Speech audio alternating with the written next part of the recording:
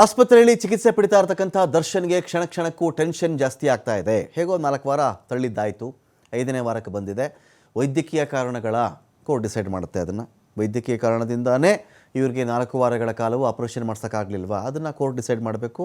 ವೈದ್ಯರ ವರದಿ ಮೇಲೆ ಡಿಸೈಡ್ ಆಗುತ್ತೆ. ಇನ್ನೊಂದು ಕಡೆ 5ನೇ ವಾರಾಂತ್ಯಕ್ಕೆ ಅಂದರೆ ಈ ವಾರದ ಕೊನೆಯ ಭಾಗದಲ್ಲಿ ಅವರು ಆಪರೇಷನ್ಗೆ ಸಜ್ಜಾಗಿದ್ದಾರೆ ಅಂತ ಒಂದು ಮಾಹಿತಿ ಇದೆ. ಇದರ ಮಧ್ಯೆನೇ ರೆಗ್ಯುಲರ್ ಬೇಲ್ಗೂ ಒಂದು ಕಡೆ ಅರ್ಜಿಯನ್ನು ಹಾಕ್ಕೊಂಡಿದ್ದಾರೆ. ಅದರದ್ದು ಒಂದು ವಾರ ಬಾಕಿ ಇದ್ದಾಗ ರೆಗ್ಯುಲರ್ ಬೇಲ್ ಅರ್ಜಿ ಕೂಡ ಅದ್ರ ಪಾಡಿಗೆ ಅದು ವಿಚಾರಣೆ ನಡೀತಾ ಇದೆ. ಇದೀಗ ಈ ರೆಗ್ಯುಲರ್ ಬೇಲ್ ಕಥೆ ಏನು, ಈ ಒಂದು ವಿಚಾರದಲ್ಲಿಯೂ ಸಕ್ಸಸ್ ಆದರೆ ಚೆನ್ನಾಗಿರುತ್ತೆ ಅಂತ ದರ್ಶನ್ ಕಡೆಯವರ ಒಂದು ಪ್ಲ್ಯಾನ್. ಒಂದು ರೆಗ್ಯುಲರ್ ಬೇಲ್ ಸಿಕ್ಬಿಡಲಿ, ಈಗ ಸಿಕ್ಕಿದ್ರೆ ಅದು ಹೆಲ್ಪ್ ಆಗುತ್ತೆ ಅಂತ. ಹೈಕೋರ್ಟ್ನಲ್ಲಿ ದರ್ಶನ್ ಜಾಮೀನು ಅರ್ಜಿಯ ವಿಚಾರಣೆ ಒಂದು ಕಡೆ ಇದೆ. ಇವತ್ತು ಕೂಡ ಬೇಲ್ ಅರ್ಜಿ ವಿಚಾರಣೆ ಇರುತ್ತೆ.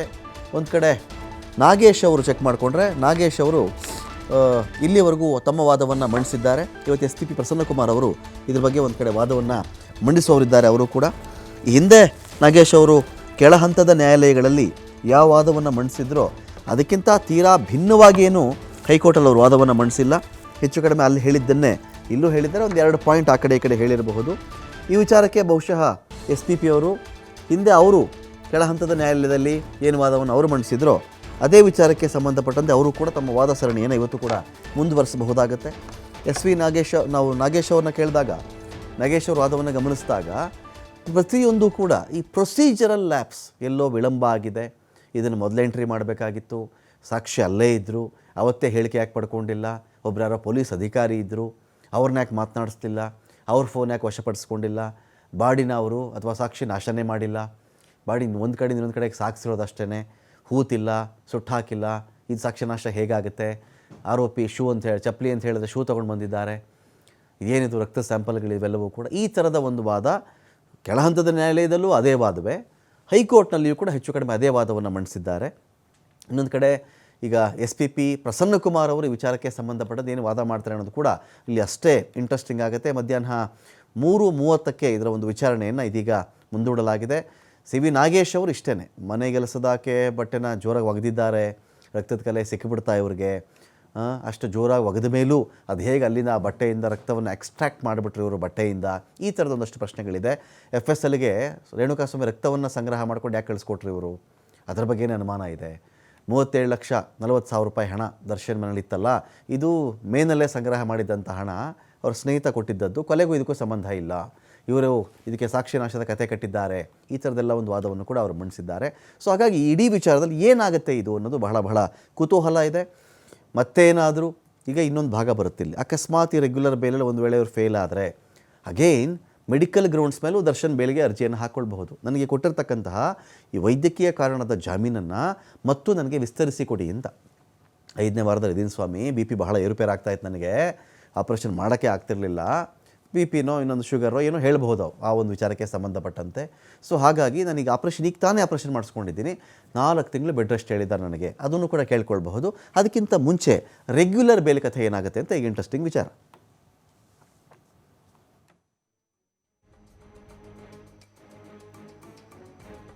ಬಗ್ಗೆ ಮಾತಾಡಲಿಕ್ಕೆ ನಮ್ಮ ಮುಂದಿಗೆ ಸುಪ್ರೀಂ ಕೋರ್ಟ್ನ ವಕೀಲರಾಗಿರ್ತಕ್ಕಂಥ ಸಂಕೇತ್ ಹೆಣಿಗೆ ಅವರಿದ್ದಾರೆ. ಸಂಕೇತ್ ಹೆಣಿಗೆ ಸರ್, ನಮಸ್ಕಾರ, ಸ್ವಾಗತ ನಿಮಗೆ ಈ ಒಂದು ಮಾತುಕತೆಗೆ. ನಮಸ್ಕಾರ ನನ್ನ ಪ್ರಶ್ನೆ, ಈಗ ಒಂದು ಕಡೆ ದರ್ಶನ್ ಅವರ ಬೇಲ್ ವಿಚಾರ ಡಿಸೆಂಬರ್ ಮಧ್ಯಭಾಗಕ್ಕೆ ಕೊನೆ ಆಗ್ತಾ ಇದೆ, ಅವರ ಬೇಲ್ನ ಅವಧಿ, ಇದು ವೈದ್ಯಕೀಯ ಕಾರಣದ ಮಧ್ಯಂತರ ಬೇಲ್ ವಿಚಾರ. ರೆಗ್ಯುಲರ್ ಬೇಲ್ ವಿಚಾರ ಅಂತ ಬಂದಾಗ ನಮಗೆ CV ನಾಗೇಶ್ ಅವರು ಕೆಳ ಹಂತದ ನ್ಯಾಯಾಲಯದಲ್ಲಿ ಯಾವೆಲ್ಲ ವಿಚಾರದ ಬಗ್ಗೆ ಪ್ರಸ್ತಾಪ ಮಾಡ್ತಾಯಿದ್ರು, ಚಪ್ಪಲಿ ಇರಲಿ, ಶೂ ಇರಲಿ, ಆ ರಕ್ತದ ಕಲೆ ವಿಚಾರ, ಬಟ್ಟೆ ಒಗೆದಿರೋ ವಿಚಾರ, ಸಾಕ್ಷ್ಯ ಹೇಳಿಕೆಯನ್ನು ಇವ್ರದ್ದು ಫಸ್ಟ್ ತೊಗೋಬೇಕಾಗಿತ್ತು, ಅವ್ರದ್ದು ಆಮೇಲೆ ತೊಗೋಬೇಕಾಗಿತ್ತು, ಈ ಥರ ಮಾಡಿದ್ದಾರೆ, ಕಥೆ ಕಟ್ಟಿದ್ದಾರೆ, ಅವ್ರಿಗೆ ಹೇಗೆ ಬೇಕೋ ಕಥೆಯನ್ನು ಬರ್ಕೊಂಡು ಬಂದು ಆಮೇಲೆ ಅದರಲ್ಲಿ ಯಾವ ಒಂದು ಘಟನಾ ಸ್ಥಳದಲ್ಲಿ ಇವರು ಎಲ್ಲ ರಿಕವರಿ ಮಾಡ್ಕೊಂಡು ಹೋಗಿದ್ದಾರೆ ಅಂತ ಹೇಳಿ. ಸೊ ಈ ವಾದಗಳು ಅಂತ ಬಂದಾಗ ತೀರಾ ವಿಭಿನ್ನ ನೆಲೆಗಟ್ಟಲ್ಲಿ ನಾವು ಕೆಳಹಂತದ ನ್ಯಾಯಾಲಯದಲ್ಲಿ ನಡೆದಂಥ ವಾದವನ್ನೇ ಹೆಚ್ಚು ಕಡಿಮೆ ಒಂದು 2-3 ಪಾಯಿಂಟ್ ಆ ಕಡೆ ಈ ಕಡೆ ಬಿಟ್ಟರೆ ಅದನ್ನೇ ನಾವು ಹೈಕೋರ್ಟಲ್ಲಿ ನೋಡಿರೋ ಕಾರಣದಿಂದಾಗಿ ಈ ಒಂದು ಬೇಲ್ನ ಸಾಧ್ಯತೆಗಳ ಬಗ್ಗೆ ನಾವು ಥಿಂಕ್ ಮಾಡಿದಾಗ SP ಅವರು ಅಲ್ಲಿಂದಲೇ ಶುರು ಮಾಡ್ಕೊಳ್ತಾರೆ. 60 ಡಿಗ್ರಿ ಬಿಸಿನೀರು, 80 ಡಿಗ್ರಿ ಬಿಸಿನೀರು, 90 ಡಿಗ್ರಿ ಬಿಸಿನೀರು ಪ್ರಾಬಬಲಿ. ಸೊ ಹೇಗೆ ಸರ್ ಇದು ನೆಕ್ಸ್ಟ್ ಹೇಗಾಗುತ್ತೆ ಇದು ಅಂತ?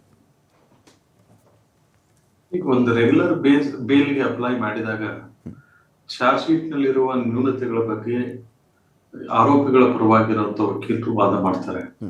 ಆ ನ್ಯೂನತೆಯ ಆಧಾರದ ಮೇಲೆ ಯಾವ ರೀತಿ ಬೆನಿಫಿಟ್ ಆಫ್ ಡೌಟ್ ಇದೆ, ಯಾವ ರೀತಿ ಆರೋಪಿಗಳ ಪಾತ್ರ ಏನು ಇಲ್ಲ, ಅಥವಾ ಇವರ ಮೇಲೆ ಸುಮ್ಮನೆ ಅವನ್ನ ಫಾಲ್ಸ್ ಇಂಪ್ಲಿಕೇಟ್ ಮಾಡಲಾಗಿದೆ ಅನ್ನೋದ್ರ ಬಗ್ಗೆ ಸಂಶಯ ಹುಟ್ಟುವ ಸಲುವಾಗಿ ಅಥವಾ ಅದರಲ್ಲಿರುವಂತ ನ್ಯೂನತೆಗಳ ಆಧಾರದ ಮೇಲೆ ಇವರು ತಪ್ಪು ಮಾಡಿದ್ದಾರೆ ಅನ್ನೋದಕ್ಕೆ ಪ್ರೈಮಾ ಫೇಸಿ ಕೇಸ್ ಏನು ಇಲ್ಲ ಅಂತ ಹೇಳಿ ಬೇಡಿಕೊಳ್ಳೋದಕ್ಕೆ ಎಲ್ಲ ಪ್ರಯತ್ನ ಮಾಡ್ತಾರೆ.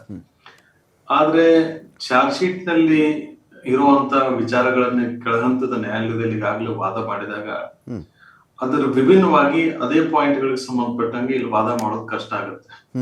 ಅಲ್ಲಿ ಕೆಳಹಂತದಲ್ಲಿ ಯಾವ ರೀತಿ ವಾದ ಮಾಡಿರ್ತಾರೆ ಈಗಲೂ ಕೂಡ ಅದೇ ರೀತಿ ವಾದ ಮಾಡಬೇಕಾಗ್ತದೆ. ಕೆಳಹಂತದ ನ್ಯಾಯಾಲಯದಲ್ಲಿ ಯಾವ ರೀತಿ ಸ್ಟ್ಯಾಂಡ್ ತಗೊಂಡಿರ್ತಾರೋ ಅದಕ್ಕೆ ಯಾವ ರೀತಿ ಕೋರ್ಟ್ ಉತ್ತರ ಕೊಟ್ಟಿರುತ್ತೋ ಅದೇ ರೀತಿ ಇಲ್ಲಿ ಸ್ಟ್ಯಾಂಡ್ ತಗೋಬೇಕಾಗುತ್ತೆ. ಅಲ್ಲಿ ಬೇರೆ ಇಲ್ಲಿ ಬೇರೆ ಸ್ಟ್ಯಾಂಡ್ ತಗೊಳ್ಳೋದು. ಸರ್ ನನ್ನ ಪ್ರಶ್ನೆ ಸಂಕೇತ್ ಸರ್, ಈಗ ಕೆಳಹಂತದ ನ್ಯಾಯಾಲಯದಲ್ಲಿ ಏನು ಸ್ಟ್ಯಾಂಡ್ ಇತ್ತು ಅದೇ ಸ್ಟ್ಯಾಂಡ್ ಓಕೆ, ಆದರೆ ಕೆಳಹಂತದ ನ್ಯಾಯಾಲಯದ ತೀರ್ಪೇ ಹೈಕೋರ್ಟಲ್ಲೂ ಮತ್ತೆ ಬಂದುಬಿಟ್ರೆ ಅದು ಕೂಡ ಇಂಪಾರ್ಟೆಂಟ್ ವಿಚಾರ ಇರುತ್ತಲ್ಲ ಅಂತ ನಾನು ಕೇಳಿದೆ ಅಷ್ಟೇ ಸರ್. ಕೆಳಹಂತದ ನ್ಯಾಯಾಲಯದ ಮುಂದೆ ಏನು ವಾದ ಮಾಡಿದ್ದಾರೆ ಆ ವಾದವನ್ನ ಕೆಳಹಂತದ ನ್ಯಾಯಾಲಯ ತಿರಸ್ಕರಿಸಿರೋದ್ರಿಂದ, ಇವರ ವಾದವನ್ನ ಪುರಸ್ಕರಿಸದೇ ಇರೋದ್ರಿಂದ ಆ ಹಂತದ ವಿಚಾರವನ್ನ ಮತ್ತೆ ಮರು ಪ್ರತಿಪಾದಿಸ್ತಾ ಇರ್ತಾರೆ ಹೈಕೋರ್ಟ್ ಮುಂದೆ. ಈಗ ಅವರ ಅಭಿಪ್ರಾಯ ಕೆಳಹಂತದ ನ್ಯಾಯಾಲಯದಲ್ಲಿ ಅದರ ಬಗ್ಗೆ ವಿಚಾರ ಮಾಡಲಾಗಿಲ್ಲ ಅಥವಾ ಪರಿಗಣನೆಗೆ ತೆಗೆದುಕೊಳ್ಳಲಾಗಿಲ್ಲ, ನ್ಯೂನತೆಗಳಿದ್ರು ಕೂಡ ಕೆಳಹಂತದ ನ್ಯಾಯಾಲಯ ಅದನ್ನ ಆ ವಿಚಾರದಲ್ಲಿ ಯಾವುದೇ ಗಣನೆಗೆ ತೆಗೆದುಕೊಂಡಿಲ್ಲ ಅನ್ನೋದು ಏನು ವಾದ ಇದೆ, ಈಗ ಹೈಕೋರ್ಟ್ ಅದನ್ನ ಗಣನೆಗೆ ತೆಗೆದುಕೊಳ್ಬಹುದು ಅನ್ನೋ ವಿಚಾರದಿಂದ ಅವ್ರು ವಾದ ಮಾಡ್ತಾರೆ. ಆದ್ರೆ ಆ ಪಾಯಿಂಟ್ ಅವ್ರು ಏನ್ ವಾದ ಮಾಡ್ತಾರ ಅಂತ ವಿಚಾರ ಅಥವಾ ಅದರಲ್ಲಿ ವಿಚಾರ ವಸ್ತು ಅಥವಾ ವಿಷಯ ಏನಿದೆ ಅದು ಕೆಳಹಂತದ ನ್ಯಾಯಾಲಯದಾಗ್ಲಿ ಅಥವಾ ಮೇಲ್ಹಂತದ ನ್ಯಾಯಾಲಯದಾಗ್ಲಿ ಈ ನ್ಯಾಯಾಲಯದಲ್ಲಿ ಪ್ರೈಮಾ ಫೇಸಿ ಕೇಸ್ ಏನಾದ್ರು ಎಸ್ಟಾಬ್ಲಿಷ್ ಮಾಡುತ್ತಾ ಏನೋ ಅನ್ನೋದು ಮಾತ್ರ ಕೋರ್ಟ್ ಪರಿಗಣನೆಗೆ ತೆಗೆದುಕೊಳ್ಳುತ್ತೆ. ಈ ಕೆಳಹಂತದ ನ್ಯಾಯಾಲಯ ಅಕಸ್ಮಾತ್ ಅದರನ್ನ ಪರಿಗಣನೆಗೆ ತೆಗೆದುಕೊಂಡಿಲ್ಲ ಅಂತ ಅನ್ನೋದಾದ್ರೆ ಅದು ಪರಿಗಣನೆಗೆ ತೆಗೆದುಕೊಂಡಿದೆಯೋ ಇಲ್ವೋ ಅನ್ನೋದ್ರ ಬಗ್ಗೆನೂ ಗಮನ ಹರಿಸುತ್ತೆ. ಅದೇ ರೀತಿ ಅದಕ್ಕೆ ಉತ್ತರ ಯಾವ ರೀತಿ ಕೊಟ್ಟಿದೆ ಅನ್ನೋದ್ರ ಬಗ್ಗೆನೂ ಉತ್ತರ ತಗೊಳುತ್ತೆ.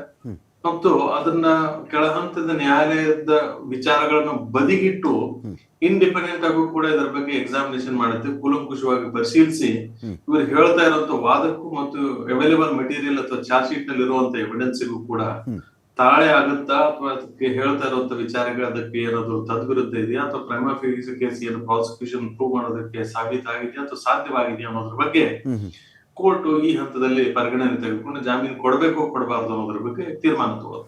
ಸರ್ ನನ್ನ ಪ್ರಶ್ನೆ ಈಗ ಸಿ ವಿ ನಾಗೇಶ್ ಅವರು ಕೆಳಹಂತದ ನ್ಯಾಯಾಲಯದಲ್ಲಿ ವಾದ ಮಾಡಿದ್ದನ್ನೇ ಹೈಕೋರ್ಟಲ್ಲಿ ಒಂದು ಕಡೆ ಹೇಳ್ತಾ ಇದ್ದಾರೆ, ಅದೊಂದು ಭಾಗ. ಈ ಪ್ರೊಸೀಜರಲ್ ಲ್ಯಾಪ್ಸ್ ಅಂತ ಅಂದ್ಕೊಳ್ಳೋಣ ಸರ್, ಅದನ್ನು ಲ್ಯಾಪ್ಸ್ ಅಂತ ಕೋರ್ಟ್ ಕನ್ಸಿಡರ್ ಮಾಡುತ್ತೋ ನನಗೆ ಗೊತ್ತಿಲ್ಲ. ಈಗ ಈ ಸಾಕ್ಷಿನ ಫಸ್ಟ್ ಮಾತಾಡಿಸ್ಬೇಕಾಗಿತ್ತು, ಈ ಸಾಕ್ಷಿ ಅಲ್ಲೇ ಇದ್ದರು, ಅವ್ರದ್ದು ಮೊದಲು ಹೇಳಿಕೆ ಇವ್ರು ತೊಗೊಂಡಿಲ್ಲ ಆನಂತರ ಬೇರೆ ಸಾಕ್ಷಿ ಬಳಿ ಇವ್ರು ಹೋಗಿದ್ದಾರೆ, ಇದಂಥ ಪೊಲೀಸ್ನೇ ಮಾತಾಡಿಸಿಲ್ಲ.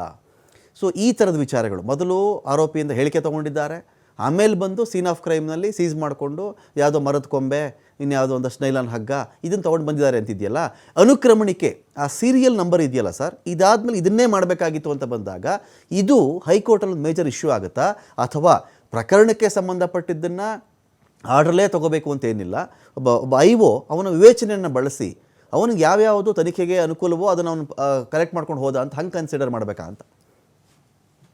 ಈಗ ಯಾವ್ದನ್ನ ಮೊದಲು ಎವಿಡೆನ್ಸ್ ಕಲೆಕ್ಟ್ ಮಾಡ್ಕೋಬೇಕಾಗಿತ್ತು ಅಥವಾ ಯಾವ್ದನ್ನ ನಂತರ ಮಾಡ್ಬೇಕಾಗಿತ್ತು ಅನ್ನೋ ವಿಚಾರ ಏನಿದೆ, that is left to the discretion of the investigation officer.